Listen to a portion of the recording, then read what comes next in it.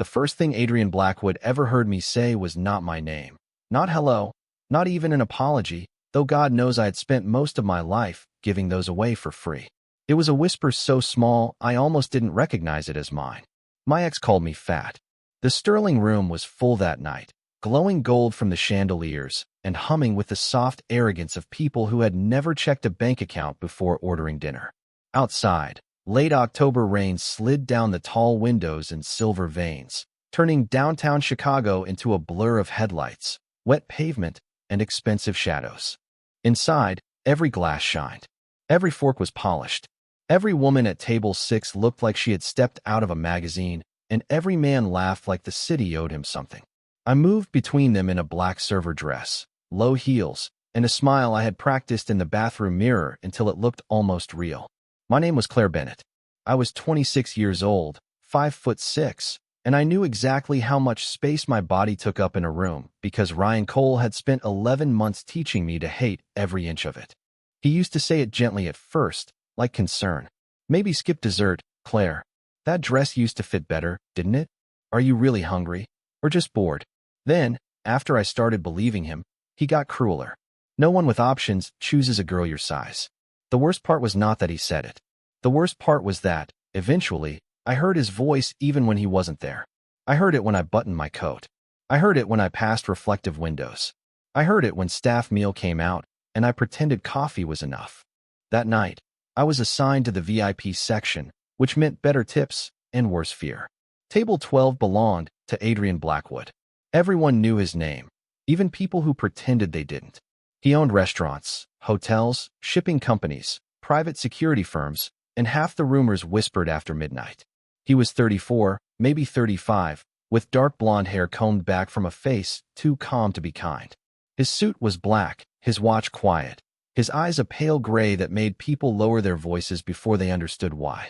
3 men sat with him, but none of them felt like the center of the table. Adrian did. He didn't demand attention. Attention simply surrendered. I noticed him before he noticed me. Or maybe that was the first mistake. Maybe he noticed everything from the beginning. I poured sparkling water into crystal glasses, recited the specials, and kept my hands steady the way servers learn to do when rich people are watching for reasons to be disappointed. Adrian looked at me once, and it felt less like being seen and more like being read. Not my uniform, not my face, something beneath it, something I had hidden badly. I stepped away too quickly and almost bumped into another server. Sorry, I whispered, though she was the one who had crossed behind me. Adrian's eyes followed the apology. I felt it between my shoulder blades. Then the front doors opened, and the air changed. I heard his laugh before I saw him. Ryan Cole walked in wearing a navy suit, a tan overcoat, and the same easy smile he used when he wanted strangers to think he was harmless. A blonde woman held his arm. Her friends trailed behind him, loud and polished, already half drunk on money and attention. My chest tightened so fast I nearly dropped the tray. Ryan's gaze swept the room, landed on me, and sharpened with pleasure. Not surprise. Pleasure. Like finding an old bruise and pressing it just to see if it still hurt. Claire, he called, loud enough for 2 tables to turn. I kept walking because training had made me obedient to motion. Smile. Serve. Survive. Wow, he said when I reached their table. Still here, his friends laughed softly, the kind of laugh people give when they don't know the joke but know who has power. Good evening, I said. My voice came out smooth. My hands did not. I could feel Adrian's table behind me, silent now. Ryan leaned back, looking me over with that familiar tilt of his head, the one that made me feel like a dress on a clearance rack. Careful with dessert tonight, Claire, he said, smiling wider. You never knew when to stop eating. The words landed quietly. That was the cruelty of them. They did not need volume. They knew where to go. Heat climbed my throat. My fingers tightened around the leather check presenter until the edges bit my palm. Nobody defended me. Nobody gasped. One woman looked away. One man smirked into his drink. I said nothing because shame is a hand around the voice, and mine had learned exactly how to squeeze. I returned to the service station, blinked once, twice, and forced the room back into focus. Table 12 needed wine. Adrian Blackwood needed wine. I carried the bottle like it was the only thing keeping me upright. When I reached him, he didn't glance at the label. He didn't look at the glass. He looked at me. What did he say to you? His voice was low, not angry. Worse, controlled. I shook my head. Nothing, sir. Claire. My name in his mouth stopped me cold. I had not given it to him. Maybe it was on the reservation sheet. Maybe he had asked. Maybe men like Adrian Blackwood simply collected names before anyone thought to protect them. What did he say? I should have lied better. I should have smiled, poured the wine, and disappeared into the kitchen until my breathing behaved. Instead, the truth slipped out, thin and broken and humiliating. My ex called me fat. For 1 second, nothing moved. Not the rain on the glass. Not the candle flame between us. Not even the men at his table. Adrian's face did not change, but the room around him seemed to lose temperature. He set his napkin beside his plate with careful precision, as if sudden movement would insult the silence. Then he looked past me, toward Ryan, and I understood why people feared quiet men more than loud ones. Who taught you? Adrian asked softly, his eyes still on Ryan. To believe he was allowed to measure your worth? I could not answer. My throat burned. My eyes did too, but I refused to cry in a room where people paid $38 for salad and still treated servers like furniture. Please, I whispered, don't make this worse. At that, Adrian finally looked back at me. The gray in his eyes was not cold now. It was something deeper, something steady enough to stand on. I'm not making it worse, he said. I'm ending it. And somehow, in the middle of that golden room, with rain crawling down the windows and my old shame standing 10 feet away laughing into a glass of bourbon, I felt the first small crack in the lie Ryan had built around me. I did not know yet that Adrian Blackwood could ruin a man without raising his voice. I did not know he could turn secrets into daylight and make powerful people regret underestimating a waitress. I only knew that, for the first time in almost a year, someone had heard the sentence that was killing me and did not look away. Adrian Blackwood did not move like other men moved. Other men reacted. They puffed their chests, raised their voices, performed anger like it was theater.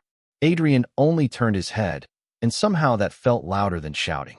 I stood beside his table with the wine bottle still in my hand, my pulse climbing so high I could hear it in my ears. The Sterling room kept glittering around us, pretending nothing had happened. Silverware touched porcelain. Ice clicked in glasses. Someone near the bar laughed too brightly. But table 12 had gone completely still, and in that stillness, I felt exposed in a way that had nothing to do with my uniform or my face or the size Ryan had mocked. Adrian had heard me. Worse, he had understood me. His eyes returned to mine, pale gray and unreadable. Pour the wine, Claire, he said quietly. Slowly. I blinked. What? You are shaking. I looked down and saw that he was right. The neck of the bottle trembled over his glass, the red wine catching chandelier light like dark silk. My first instinct was to apologize. The word rose automatically, shaped by years of trying to make myself smaller before someone else could complain. But Adrian saw it coming. Do not apologize. 3 simple words. No softness. No smile. Somehow, they steadied me more than comfort would have. I poured. The wine did not spill. For one fragile second, that felt like victory. Behind me, Ryan's voice drifted across the room again, loose and pleased with itself. Make sure she brings breadsticks. She always loved those. His friends laughed harder this time. My cheeks burned. I kept my eyes on the glass because looking up meant admitting that everyone had heard. The bottle tilted too far. A thin line of wine kissed the white tablecloth. I froze. I am sorry, I whispered before I could stop myself. Adrian placed 2 fingers lightly on the base of the bottle, guiding it upright. He did not touch my hand. He did not need to. That, he said, his voice low enough that only I could hear, is the last apology you will give tonight for existing. I should have been afraid of him. I was afraid of him. But fear had different temperatures. Ryan's fear made me cold inside, ashamed, curled inward. Adrian's fear was different. It made the room sharpen. It made my spine remember it had a purpose. Across the dining room, Ryan lifted his glass toward us in a lazy little toast. He knew exactly what he was doing. He had always known how to bruise without leaving evidence. A joke here, a glance there, a comment wrapped in concern so neatly that if I cried, I looked dramatic. He had once spent an entire dinner telling his friends how brave I was for wearing a fitted dress. Brave, as if my body was a public problem and confidence was an act of charity. I had laughed then because I loved him. No, that was not honest. I had laughed because I wanted him to love me. There is a difference, and it took me too long to learn it. Is he the reason you count every bite before it reaches your mouth? Adrian asked. My breath caught. I looked at him too quickly. You do not know anything about me. I know you refused the staff meal at 7:15, even though you had been on your feet since 4. My stomach dropped. You saw that? I see many things. His gaze moved, not over my body, but over the habits around it. The way I folded one arm across my middle. The way I stood angled away from mirrors. The way I smiled at cruelty like accepting it made me polite. I know a man who humiliates a woman in public is usually worse in private. The words hit too close. I looked away. He never hurt me like that. Adrian did not ask what that meant. He only waited, and the waiting was almost unbearable. He just talked, I said. My voice sounded thin. He talked until I started hearing him even when he was gone. Something shifted in Adrian's face then. Not pity. I could have survived pity. This was recognition, and it frightened me more. Like he knew that words could be rooms. Locked ones. Dark ones. Rooms people lived inside for years without realizing the door had never been real. Before he could answer, the restaurant manager, Mark Ellison, hurried past the bar with a panicked smile. Mark was the kind of man who called employees family right before cutting their hours. He went straight to Ryan's table, bent low, listened, and glanced at me. My stomach sank. I knew that look. I had seen it from teachers, bosses, landlords, anyone who wanted the easiest version of the truth. Ryan said something I could not hear. Mark nodded, then turned and motioned me over. Claire, he called too brightly. Could you come here for a moment? My feet did not want to move. Adrian leaned back in his chair. Stay. One word. The men at his table looked at him, then looked away. I swallowed. I have to go. He is my manager. Not at this table. Please, I whispered. I need this job. Adrian's eyes held mine for a long second, and for the first time, I saw him choose restraint. He gave one small nod. I walked to Ryan's table with my hands clasped in front of me, nails pressing crescents into my palms. Mark wore his customer service smile. Ryan wore victory. Mr. Cole says you were rude, Mark said softly, the softness only making it worse. He also says you made his guests uncomfortable. Ryan tilted his head. I am worried about you, Claire. You seem emotional. There it was. The old trick. Cut me, then call me unstable for bleeding. I opened my mouth, but no sound came out. Ryan reached for his wine glass, and his elbow nudged it just enough. Red wine slid across the table and spilled down the front of my black dress. Gasps fluttered nearby. Ryan raised both hands in fake innocence. Careful, Claire, he said. You really are clumsy tonight. The room blurred at the edges. I looked down at the stains spreading across my uniform, dark and cold against my ribs.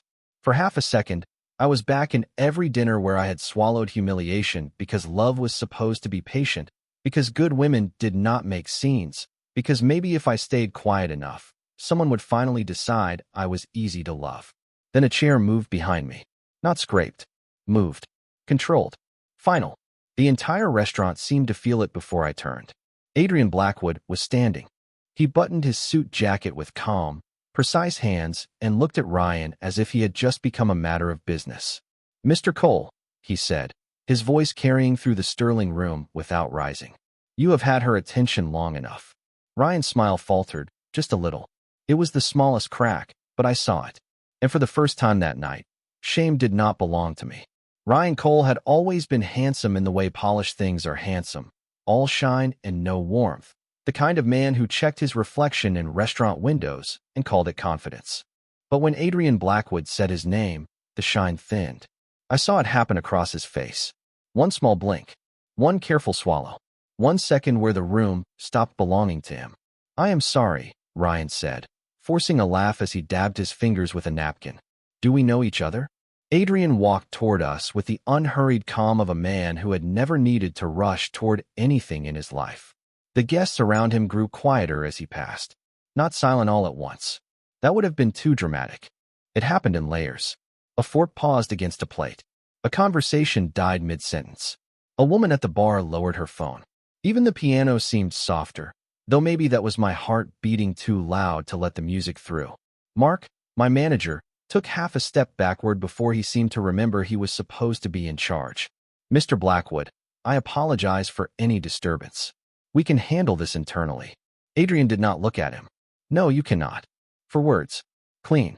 Final. Mark's mouth opened, then closed. Ryan leaned back in his chair as if the posture could save him. Look, this is a private misunderstanding. Claire and I have history. Adrian stopped beside me, not in front of me, not between me and the world like I was helpless, but beside me, close enough that I could feel the room deciding he had chosen a side. History is what people call harm when they want time to make it respectable, he said. Ryan's smile hardened. That is a little intense for spilled wine. Adrian's eyes dropped to the stain on my dress, then rose to Ryan's face. The wine was not the problem. My skin prickled.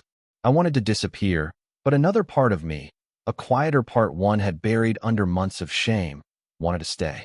Wanted to hear someone say out loud that what had happened was not normal, not funny, not harmless.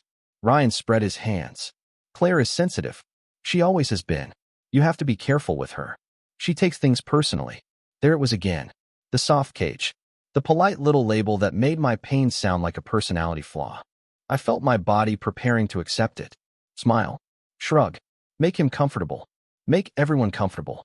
Then Adrian turned his head toward me. Is that true? He asked. The question stunned me because he did not sound like he already knew the answer. He did not rescue my voice by replacing it with his. He waited for me to use it. My mouth went dry. Ryan gave a small laugh. Come on, Claire. Do not do this. Do not do this. He had said that when I tried to order pasta at a Christmas dinner. He had said that when I bought a red dress, because I liked the color.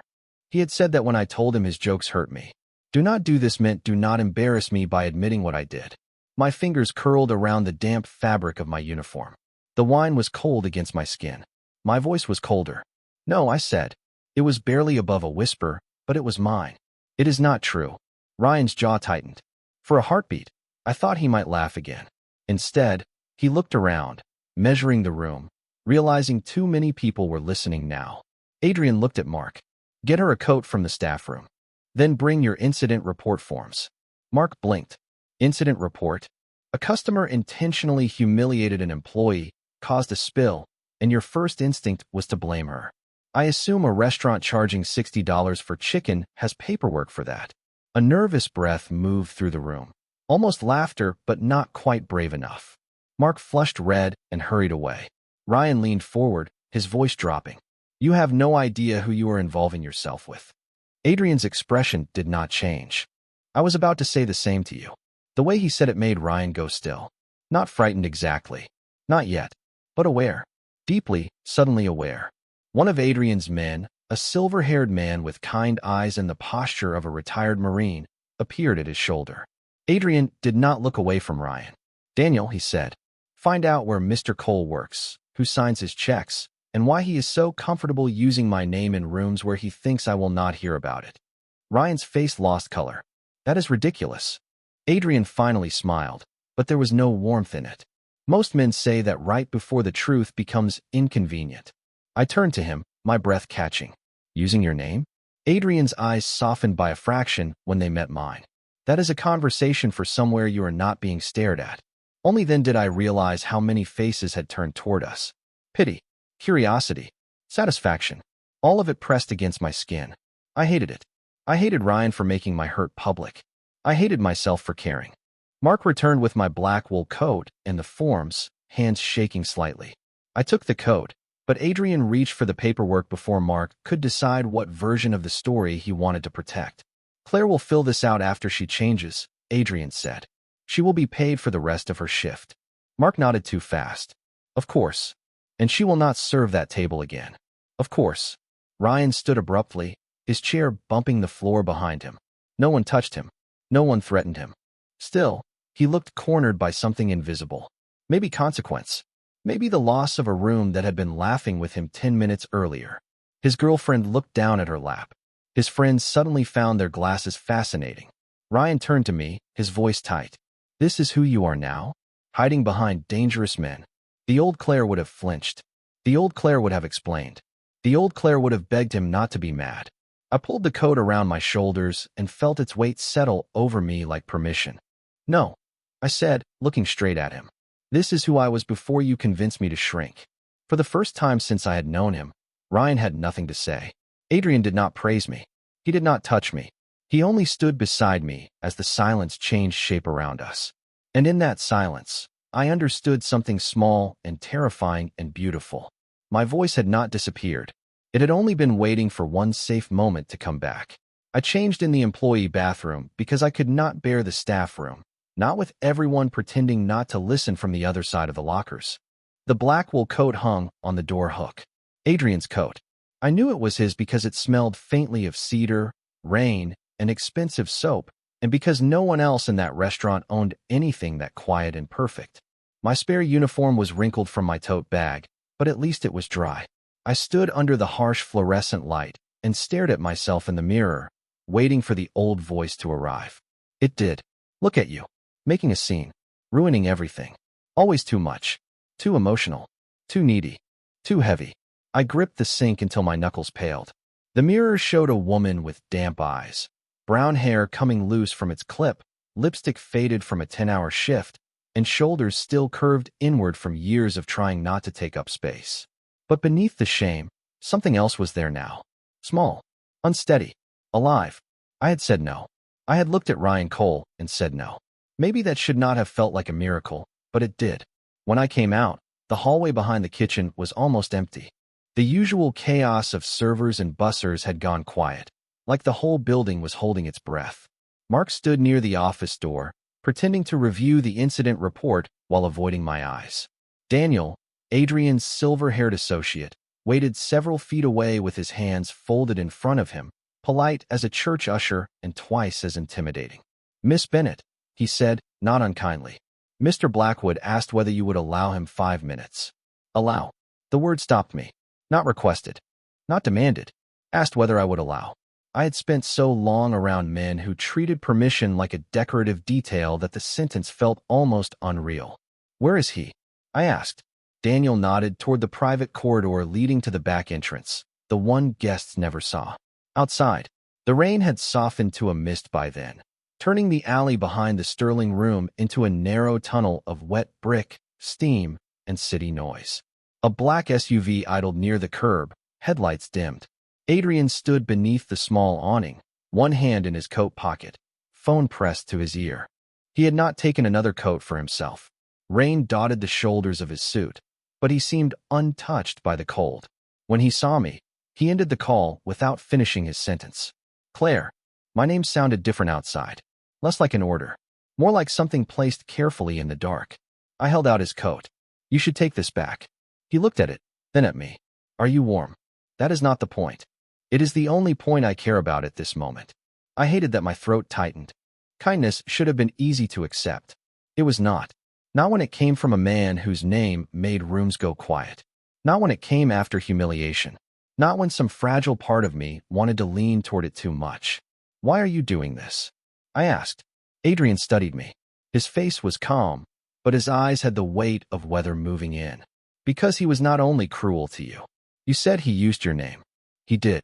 I pulled the coat tighter around myself before I could stop. "What does that mean?"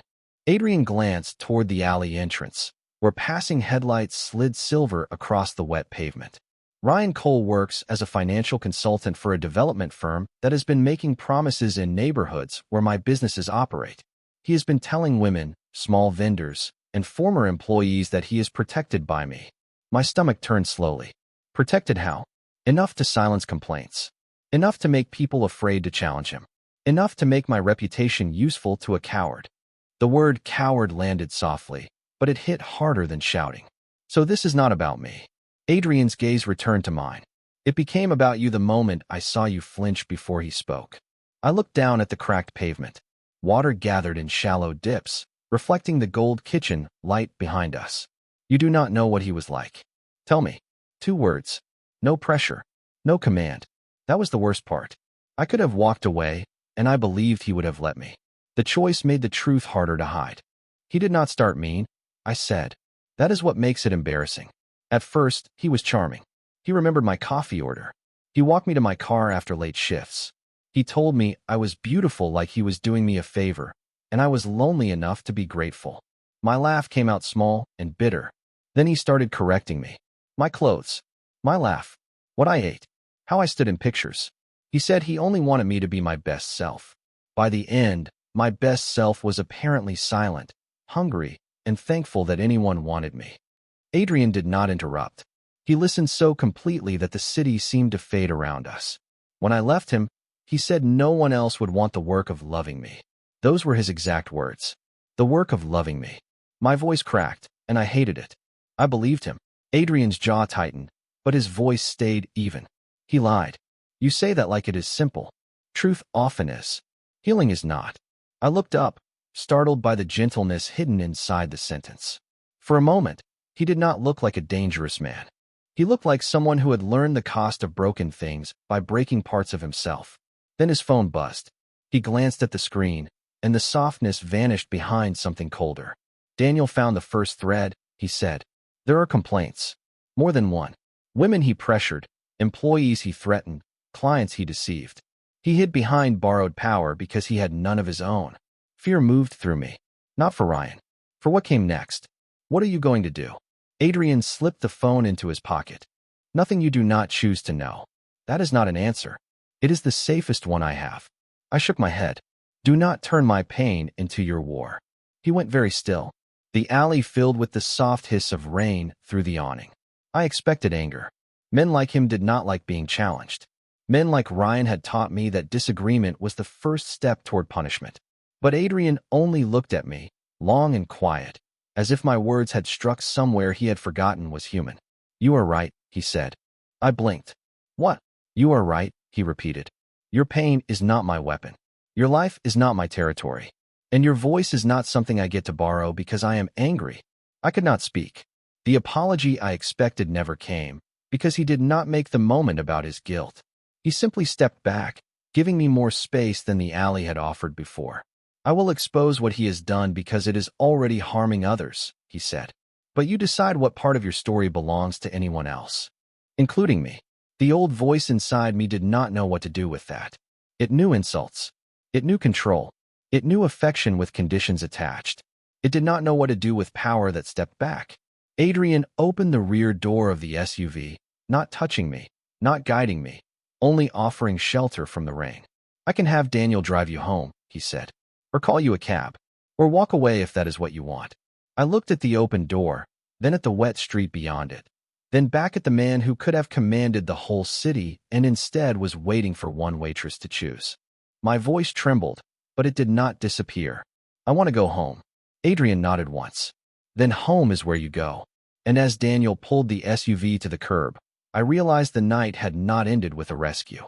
It had ended with something stranger.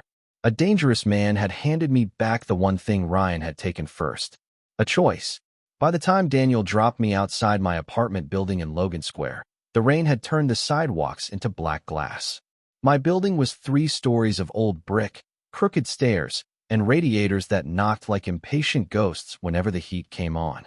It was not beautiful, but it was mine, and after Ryan, mine had become a sacred word. Daniel waited until I unlocked the front door. He did not follow me in. He did not ask to check the hallway. He only stood beside the SUV with his hands folded, respectful and still, until I turned back. Mr. Blackwood asked me to give you this, he said, holding out a cream-colored card. I almost refused it on instinct. Gifts from powerful men always came with invisible strings. Ryan had taught me that too. Dinner meant obedience. Flowers meant forgiveness before he apologized. Compliments meant I owed him a version of myself he could approve of. But this was not a gift. On the card was a name, Evelyn Hart, attorney at law, and beneath it a phone number written in neat blue ink. On the back, there was one sentence. Your choice. Always. I stood in the stairwell long after Daniel drove away, listening to the engine fade into the wet Chicago night, staring at those 3 words until they blurred. Your choice. Always. I wanted to be stronger than I was. I wanted to laugh, toss the card into a drawer, and tell myself I did not need saving from a man who no longer owned a key to my life. Instead, I went upstairs, locked my door twice, leaned against it, and cried so hard my chest hurt. Not pretty crying. Not the kind women do in movies with 1 tear and perfect lighting. This was ugly, silent, exhausted crying. The kind that comes when your body finally understands it has survived something your mind kept minimizing. My apartment smelled like peppermint tea and laundry detergent. My work shoes sat by the door, still damp. On the kitchen counter, the grocery list I had written that morning looked painfully normal. Eggs, oatmeal, dish soap, apples if on sale. I laughed through the tears because there was something almost cruel about ordinary life continuing after an extraordinary kind of shame. I showered until the hot water gave out, then stood in front of the fogged mirror wrapped in a towel, refusing to wipe it clear. I was not ready to look at myself. Not yet. My phone buzzed at 2:13 in the morning. For one terrible second, I thought it was Ryan. My stomach clenched before I even touched the screen. But the message was from an unknown number. Miss Bennett, this is Evelyn Hart. Mr. Blackwood gave me your contact information only to offer legal resources. You are under no obligation to respond.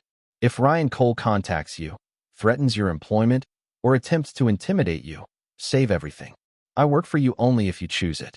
I read it 3 times. I work for you only if you choose it. There it was again. Choice. The word felt too large for my little kitchen. I set the phone face down and made tea I did not drink. Sleep came in pieces, broken by dreams of Ryan laughing across white tablecloths and Adrian standing in the rain, saying my pain was not his weapon. By morning, Chicago had gone pale and cold. Gray light pressed against my blinds. My radiator clanked like it was angry at being alive. I woke to 12 missed calls from Mark. 3 from the Sterling room. 1 voicemail from Ryan. I did not play Ryan's first. I made myself coffee. I put toast in the toaster. I stood there while it burned because my hands were too busy shaking around the mug. Then I played Mark. His voice was strained and overly cheerful. Claire, good morning.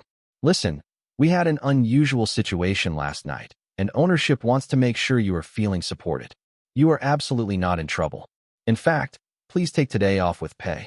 Also, give me a call before speaking to anyone about the incident. Ownership. Supported. Incident. People only chose careful words when they were afraid of careless truth. I saved the voicemail. Then I played Ryan's.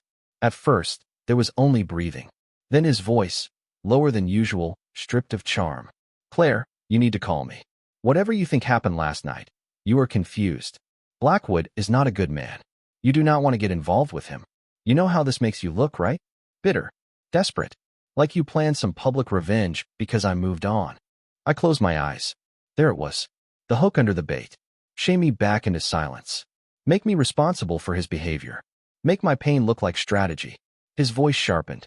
And do not talk to any lawyer. I mean it. You have no idea what kind of people you are playing with. The voicemail ended. My apartment went quiet except for the toaster finally popping up 2 blackened slices of bread. I saved that voicemail too. Then I sent it to Evelyn Hart with a message that took me 9 minutes to write. I do not know what I want to do yet, but I want to know my options. Her reply came less than 1 minute later. That is enough for today. I sat down on the kitchen floor because my legs suddenly did not trust themselves. Options. It was such a normal word. Women like me were supposed to have options. We just forgot after enough people told us gratitude was safer. At 11:30, an email arrived from an address I did not recognize. The subject line said, about Ryan Cole. I stared at it until the screen dimmed. My thumb hovered over it, afraid and pulled forward at the same time. When I opened it, there was no greeting. Only a short message from a woman named Megan Price. You do not know me. I used to work with Ryan at Westbridge Development. I saw what happened at the restaurant because a friend sent me a video. If you are speaking to a lawyer, I have documents. He used Mr. Blackwood's name to scare people. He did it to me. He did it to others. I thought I was the only one. The room tilted. Not because I was surprised Ryan had hurt someone else, but because some foolish, lonely part of me had still believed my pain was personal. Private. Maybe even deserved. But there was another woman. Maybe more. I read Megan's message again, and something inside me hardened in a clean, quiet way. Not revenge. Not rage. Something steadier. I forwarded the email to Evelyn. Then I picked up Adrian's card from the counter. I did not call him. Not yet. But I touched the sentence on the back with my thumb and understood the first real truth of that morning. Adrian Blackwood had not started a war for me. Ryan had built one around every woman he thought he could silence. And now, for the first time, one of us had found the door. The first time I met Evelyn Hart, she was not what I expected from a lawyer connected to Adrian Blackwood. I expected marble office floors, black coffee, a receptionist who looked through me, and a conference table long enough to make ordinary people feel small.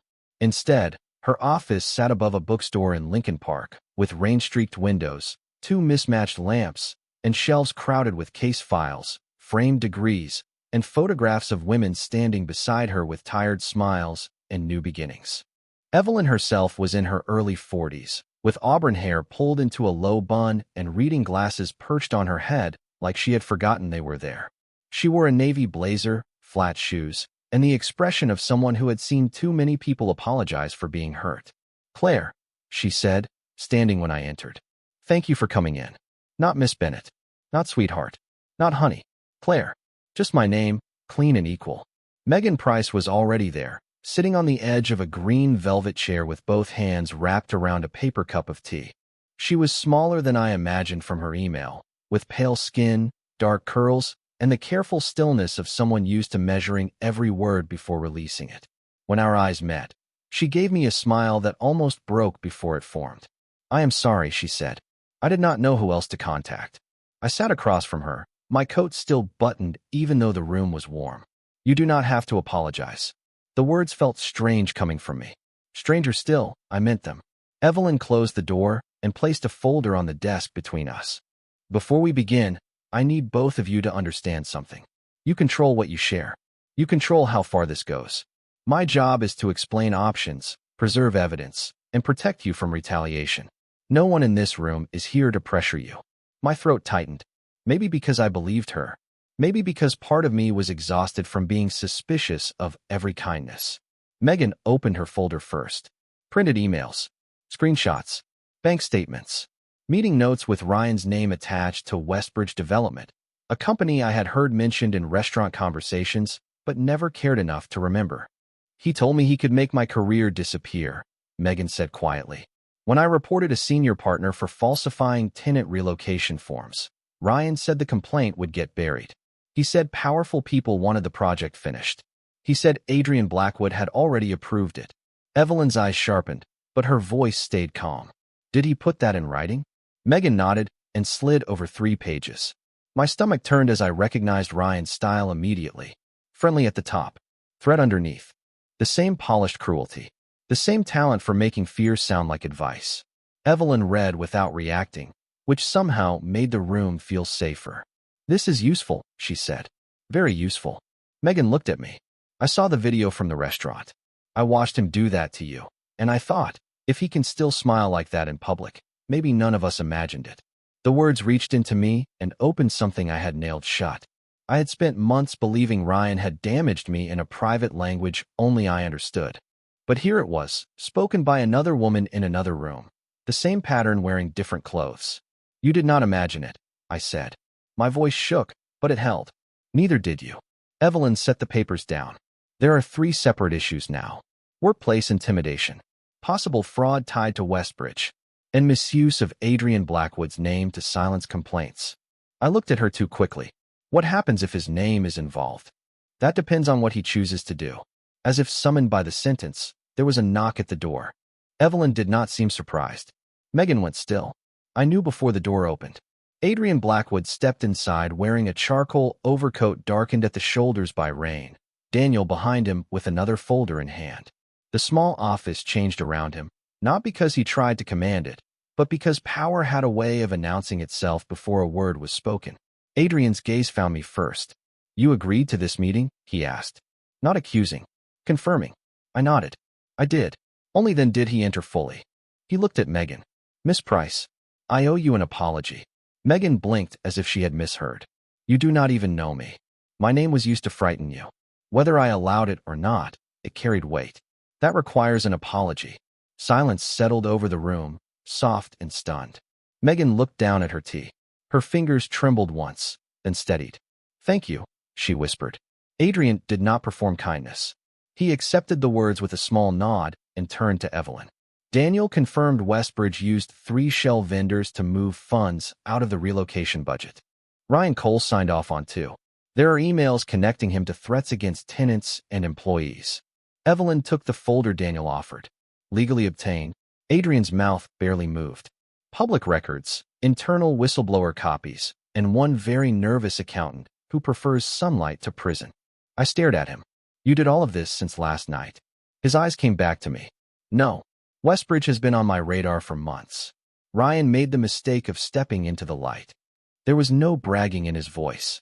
No pleasure. That mattered. Men like Ryan enjoyed the spotlight of other people's pain. Adrian looked like a man closing a door on a room that had been poisoning the house. Evelyn flipped through the documents. This can go to regulators, civil counsel, possibly the state attorney's office. Carefully. No spectacle unless the clients choose it. Good, Adrian said. Then he looked at me. And nothing about Claire's personal history goes anywhere unless she says so.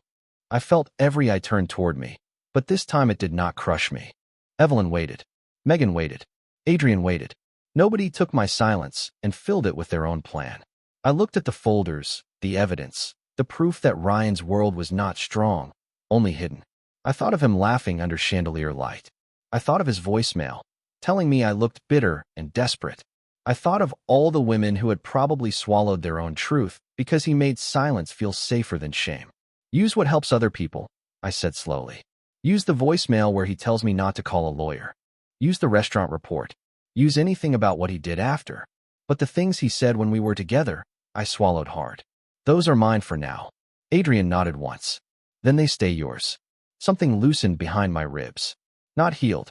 Not fixed. Loosened.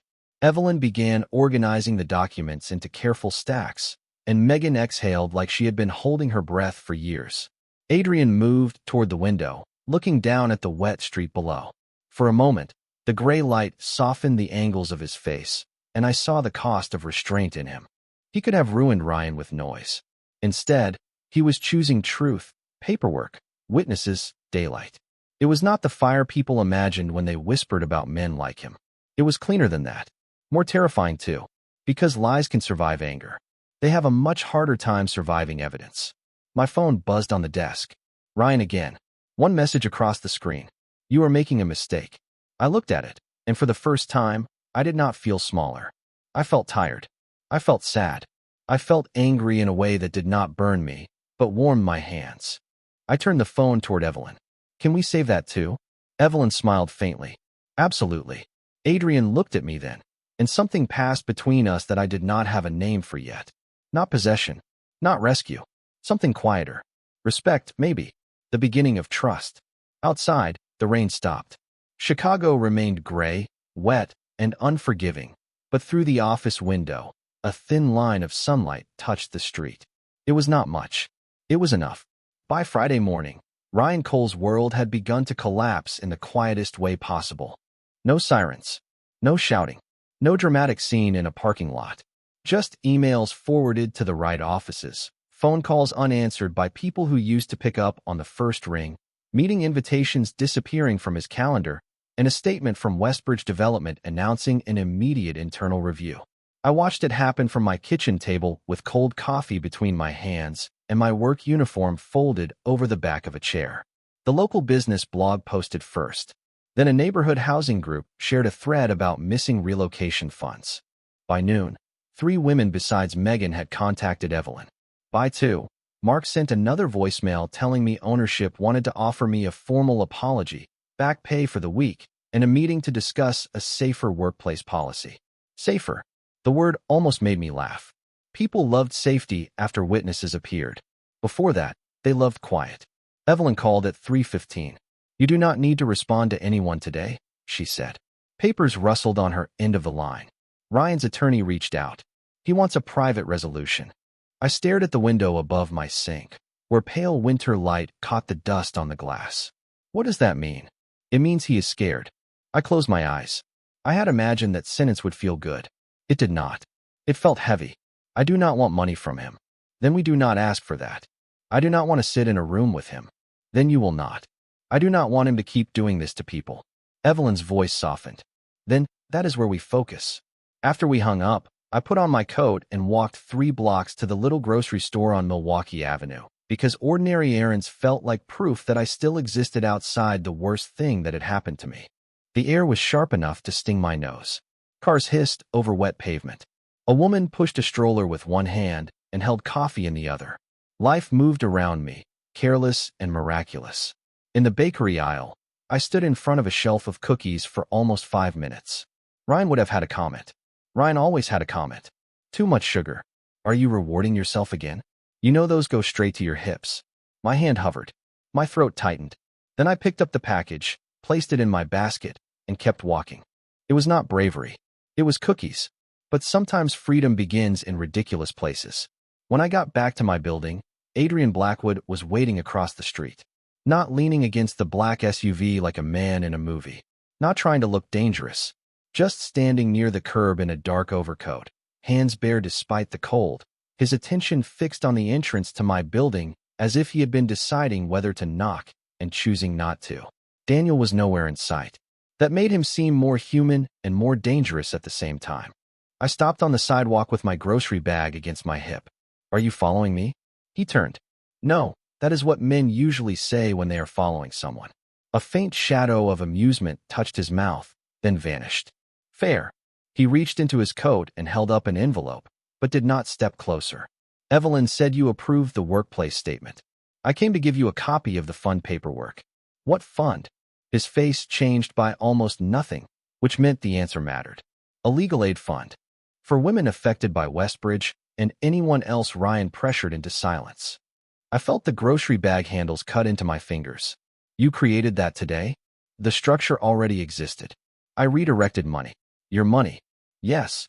Because of me? He was quiet for a moment. A bus passed between us, blocking him from view. And when it moved on, he was still there, standing in the gray light like a secret the city had not decided whether to keep. Because you said your pain was not my war, he said. You were right. So I made sure the war belonged to the truth, not to me. I wanted to be angry. It would have been easier. Anger had edges. Gratitude was softer and therefore more frightening. You keep doing things that make it hard to distrust you, I said. Adrian looked down, almost as if the words had landed too close. Do not stop distrusting me too quickly. That surprised me. That is a strange thing to say. It is an honest thing to say. He crossed the street only after I did not move away. Even then, he stopped several feet from me and held out the envelope. I have spent most of my life making people afraid. Sometimes for reasons I could justify. Sometimes because fear was easier than respect. His eyes met mine. I do not want you confusing restraint with goodness. I am learning the difference myself. The cold worked under my coat, but I barely felt it. No man had ever warned me against trusting him before. Ryan had demanded trust like rent. Adrian treated it like something fragile enough to be earned 1 inch at a time. I took the envelope. Our fingers did not touch. Why are you telling me this? Because you deserve the truth before the charm. I let out a small breath, almost a laugh, but it broke halfway. Ryan had charm. I know. He used it like a locked door. Adrian's expression softened. Then I will not ask you to walk through mine. For a second, neither of us spoke. The city filled the space for us. Tires on wet asphalt, a dog barking somewhere upstairs, the faint bells from a convenience store door opening across the block. I looked at the man in front of me, this impossible blend of danger and restraint, and I felt the old fear rise, looking for somewhere familiar to attach. But it could not find Ryan's shape in him. Not completely. Not today. I bought cookies, I said suddenly, because the silence was too much. Adrian glanced at the grocery bag, then back at me. That seems important. It is. He nodded as if I had handed him a court order. Then I am glad. I should not have smiled. I did anyway. It was small and rusty in mine. Then my phone buzzed. Evelyn. I answered before fear could talk me out of it. Her voice was steady, but charged with something new.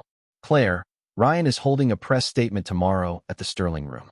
He is going to claim this is a misunderstanding started by a bitter former girlfriend. The sidewalk seemed to tilt. Across from me, Adrian's eyes sharpened. Evelyn continued. You do not have to respond. But if you want to speak, the room will finally be listening. I looked at Adrian, expecting him to answer for me. He did not. He only waited. Your choice. Always. I held the phone tighter and felt my voice return, not loud, not fearless, but present. Then tomorrow, I said, I want them to hear me. The next morning, I stood in front of my closet for 23 minutes, trying not to let fabric become a battlefield. Ryan used to have opinions about everything I wore. Black was slimming. Red was too loud. Floral prints made me look childish. Anything fitted was a risk. Anything loose meant I had given up. It was amazing how a man could leave your apartment months ago and still stand between you and your own clothes. My hand moved past the safe black dress, the gray sweater, the loose navy blouse I wore when I wanted the world to forget my outline. Then I stopped at the green dress hanging near the back, still covered in plastic from the store. I had bought it in August because the color reminded me of lake water under sunlight. I had never worn it. Ryan's voice arrived immediately. Brave choice.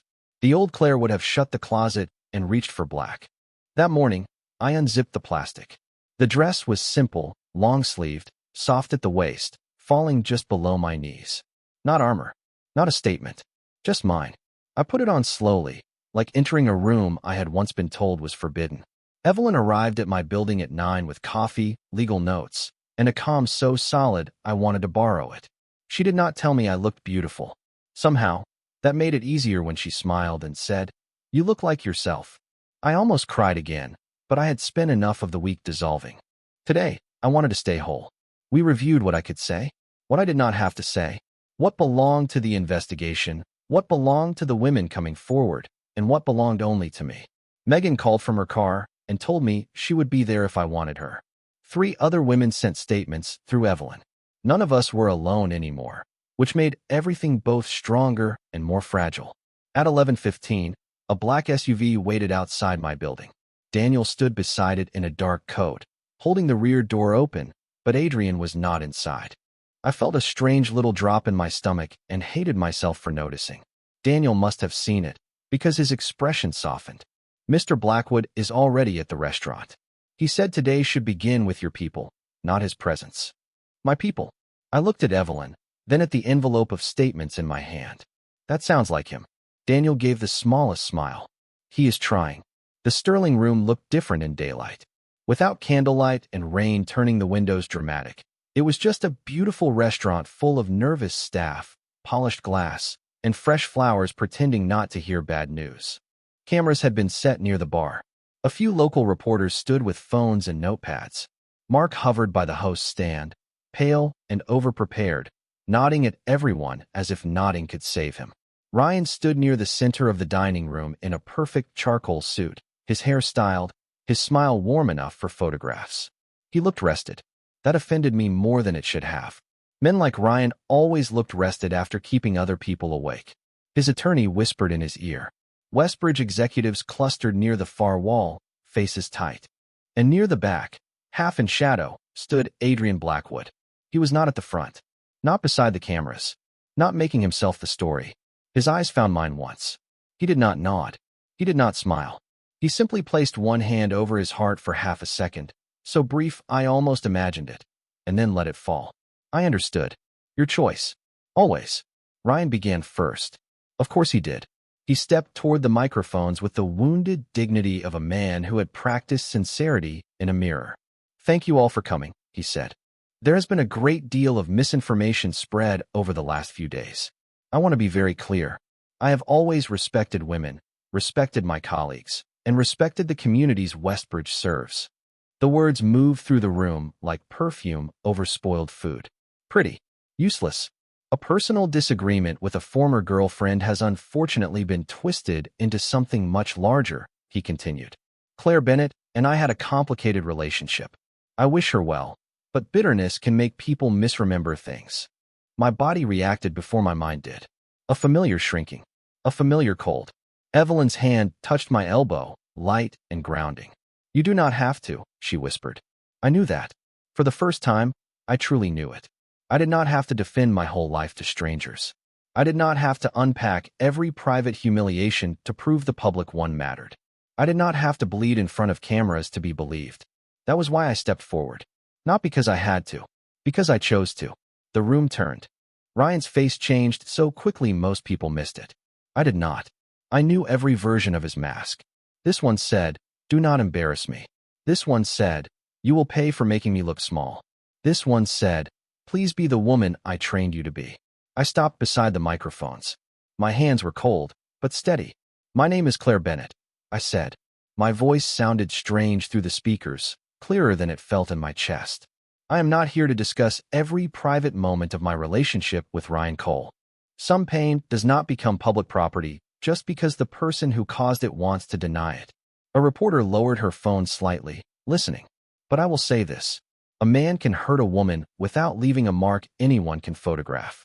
He can correct her food, her clothes, her laugh, her body, her confidence, until she starts doing the work for him.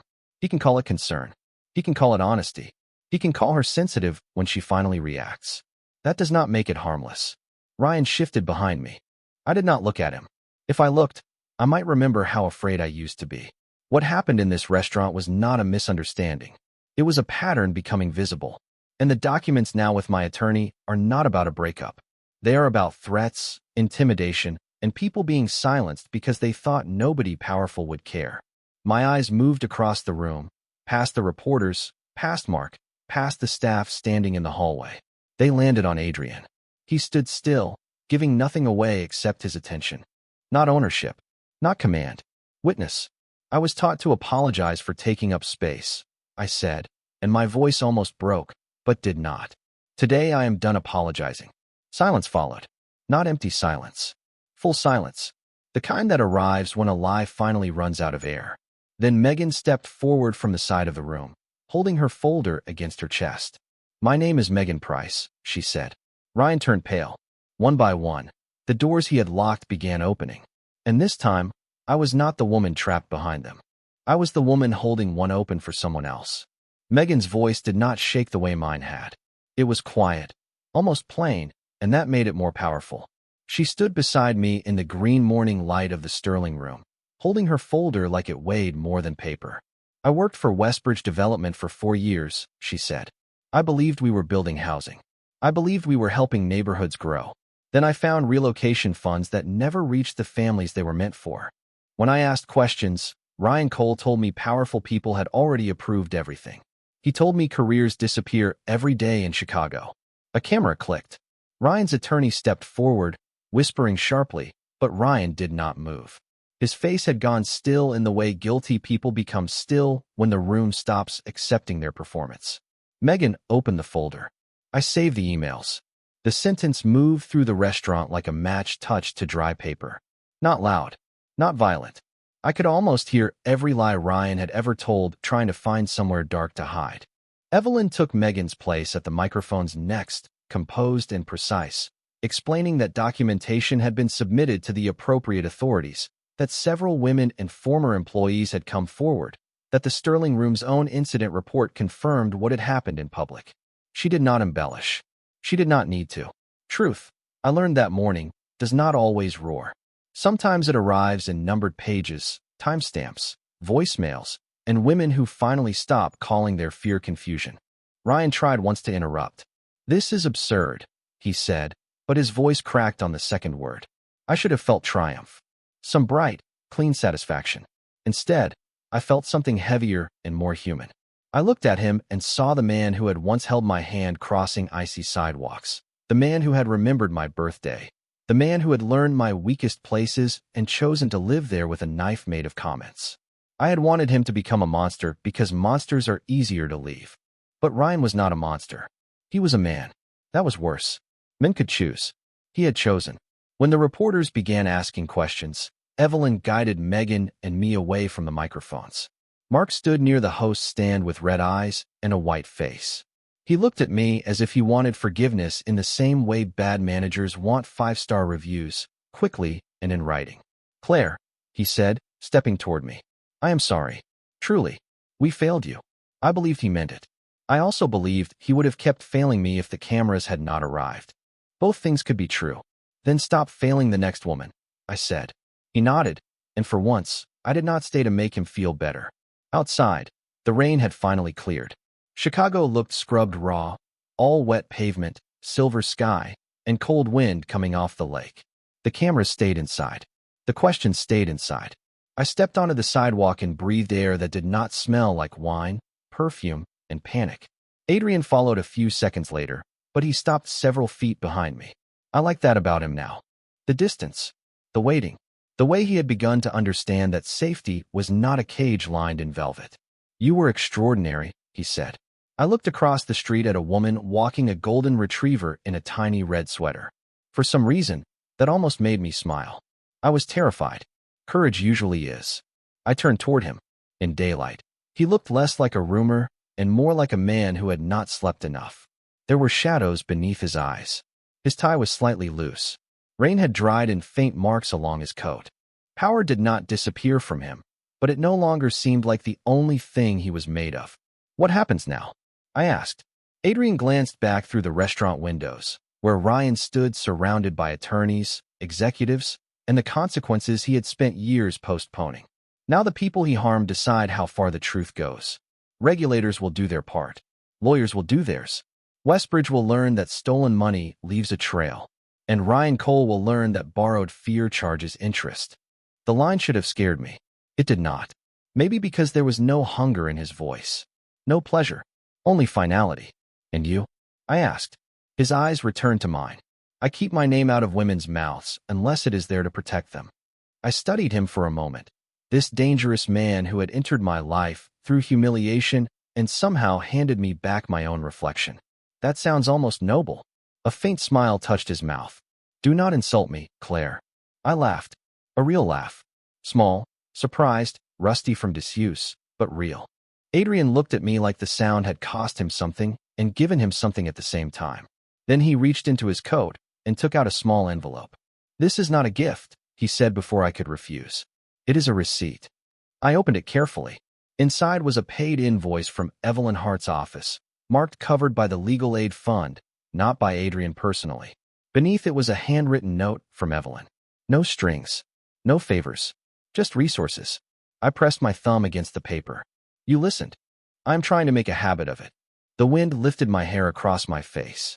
For once, I did not hide behind it. I do not know what this is, I said. You and me. Adrian's expression changed, not into disappointment, but into patience. Then we do not name it before it earns one. I swallowed. No pressure. No claim. No beautiful trap. I need time. Take all of it. The old Claire would have apologized for needing what she needed. The woman standing on that sidewalk did not. Weeks passed after that morning. Ryan resigned before Westbridge could fire him. The investigations widened. Megan testified. So did 2 other women. I gave my statement through Evelyn and kept the parts of my life that were mine. The Sterling Room changed its policies because public shame can become useful when it is pointed in the right direction. I did not go back there as a server. I got a job managing events for a small arts nonprofit on the north side, where no one commented on my lunch and my body was not treated like a workplace discussion. Some days were still hard. Healing did not arrive like a movie ending. It came in smaller pieces. Wearing the green dress again. Eating dessert without negotiating with a ghost. Passing a mirror and not looking away first. Adrian did not disappear, and he did not rush me. Sometimes he sent a car when I worked late, always with a message asking first. Sometimes we met for coffee in public places where sunlight touched the table. Sometimes he told me small truths about himself, careful ones, like a man opening locked rooms and letting me decide whether to enter. Months later, I walked past the Sterling Room on a clear evening and saw my reflection in the window. For the first time in years, I did not hear Ryan. I heard my own voice from that morning, steady through the microphone. I am done apologizing. Adrian stood beside me, hands in his coat pockets, saying nothing. He did not need to. The city moved around us, loud and bright and alive. Once, I thought love meant being chosen by someone powerful enough to silence my doubts. I was wrong. Love began when I chose myself, and the most dangerous man I knew respected the silence after that choice like it was sacred.